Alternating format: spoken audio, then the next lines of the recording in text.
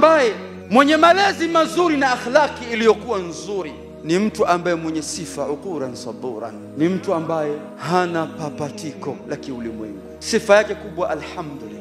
Anaopata mitihani asema alhamdulillah, misukosuko alhamdulillah. Saburan ni mwenye subra ya hali ya juu. Tu katika ulimwengu tunapata mitihani ya kila namna, kwa sababu asili yangu na yako kuumbwa katika ardhi hii ni kupewa mitihani. Na uwezi ukasema sasa hivi mimi nakula bata, mitihani yote imekwisha.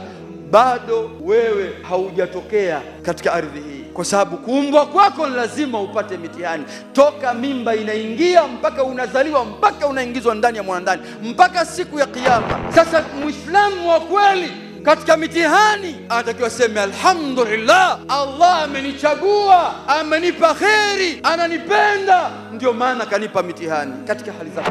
Najua kifua kinauma, wewe ni mwanadamu, kwa mitihani inayokukuta wewe ni kweli, lakini malipo yake makubwa. Inma yuwaffa sabiruna ajrahum bighairi hisab.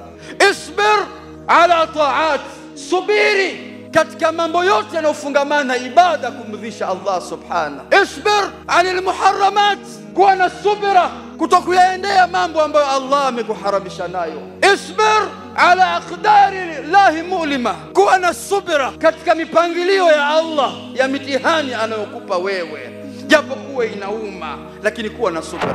Ndio mmoja katika waja wema waliotangulia kapata misukosuko na mitihani, akasema saasbir ya rabbi, nitasubiri ewe Mola wangu, nitasubiri. Saasbir ya rabbi hatta ya'jiza sabri ani sabri, nitasubiri ewe Mola wangu mpaka subira yenyewe ishindwe kusubiri kwa jinsi mimi ninavyosubiri. Saasbir ya rabbi hatta yahkum Allahu bi amri, nitasubiri mpaka Mola wangu aje ahukumu jambo langu na shani yangu. Saasbir hatta ya'lamu sabri anni sabartu min ash-shay amru min as-sabr, nitasubiri wallahi mpaka subira yenyewe itambue nimesubiri kwa sababu ya kutafuta radhi za Allah subhanahu wa ta'ala. Ndugu yangu, subiri. Wakati wengine wamekosa subira, wewe umejipamba kwa sifa hiyo. Malaika husimama kwenye njia za kwenda peponi, katika milango ya pepo, na kutoa amani iliyokuwa nzuri. Assalamu alaikum bima sabartum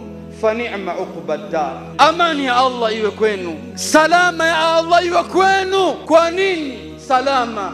Kwa nini amani? Bima sabartum, kwa yale ambayo mlokuwa mmesubiri. Fa ni'ma uqbad dar, neema iliyoje, mwisho uliokuwa mzuri. Tusubiri ewe Mola wetu, tusubiri, lakini subira kwa ajili ya nini? Subira kwa ajili ya Allah.